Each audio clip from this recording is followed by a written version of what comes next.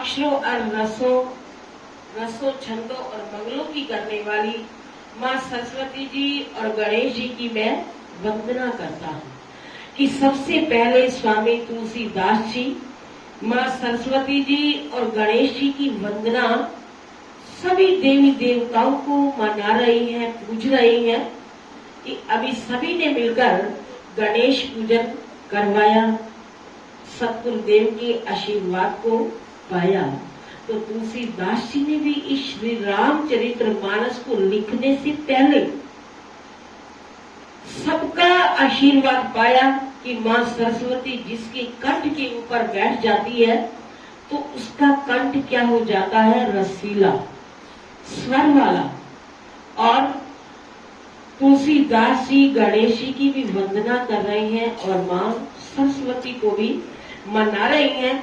श्रद्धा और विश्वास के स्वरूप श्री पार्वती जी और श्री शंकर जी की मैं वंदना करता हूँ, जिनके बिना सिद्ध जन अपने अंतःकरण को स्थित ईश्वर को नहीं देख सकते। ज्ञान में नित्य शंकर रूपी गुरु की मैं वंदना करता हूँ, जिनके आश्रित होने से ही टेढ़ा चंद्रमा भी सर्वत्र वंदित होता है। कि हम देखते हैं ना कि भगवान शंकर के मस्तक के ऊपर क्या है, चंद्रमा विराजमान है। चंद्रमा क्या है, टेढ़ा। तो गुरुदेव की चरण शरण के अंदर चाहे कोई सीधा आता है कोई टेढ़ा आता है तो सबको चरण शरण देते हैं। तो उनके मस्तक के ऊपर टेढ़ा चंद्रमा भी क्या होता है, हमेशा पूजा जाता है। सारे उसको नमन करते हैं, वंदन करते हैं। तो जिनके आश्रित होने से टेढ़ा चंद्रमा भी सर्वत्र वंदित होता है। श्री रामचंद्र श्री सीता राम जी के गुण समूह रूपी पवित्र वन में विहार करने वाले विशुद्ध विज्ञान संपन्न कपीश्वर श्री वाल्मीकि जी और कपीश्वर श्री हनुमान जी की मैं वंदना करता हूँ। उसके हृदय में आते ही उत्पत्ति स्थिति पालन और संहार करने वाली, कलेशों की हरने वाली तथा संपूर्ण कल्याणों की करने वाली श्री राम जी की प्रीतमा श्री सीता जी को मैं नमस्कार करता हूँ, जिनकी माया के वशीभूत संपूर्ण विश्व ब्रह्मा आदि देवता और असुर हैं, जिनकी सत्ता से रस्सी में सरक के भारत की भांति ये सारा दृश्य जगत सत्य ही प्रतीत होता है और जिनके केवल चरण ही भवसागर से तरने की इच्छा वालों के लिए एकमात्र नुकता है।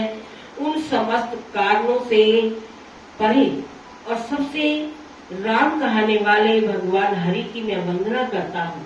अनेक पुराण वेद और तंत्र शास्त्र से सम्मत जो रामायण में वर्णित है और कुछ अन्यत्र से भी उपलब्ध है, श्री रघुनाथ जी की कथा को तुलसीदास अपने अंतःकरण के सुख के लिए अत्यंत मनोहर भाषा में रचना मिश्रित कर रही हैं।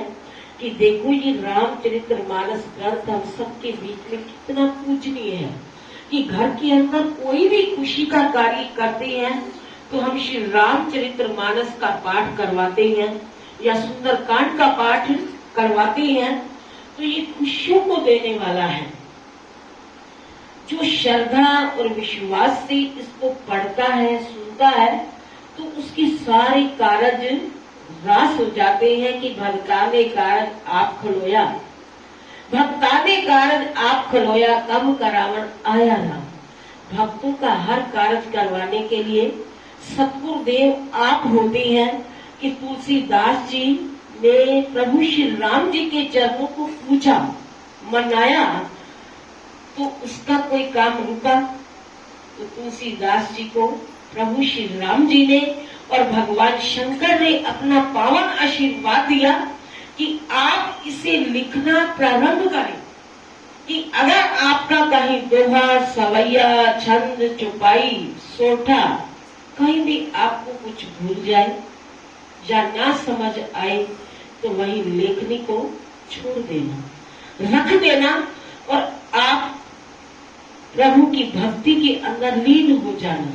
तो जैसे आप आंखों को खोलोगे तो आपका सारा काम हो जाएगा। तो इसलिए कहते हैं कि जा पर कृपा राम की हुई, ता पर कृपा करे सब कोई।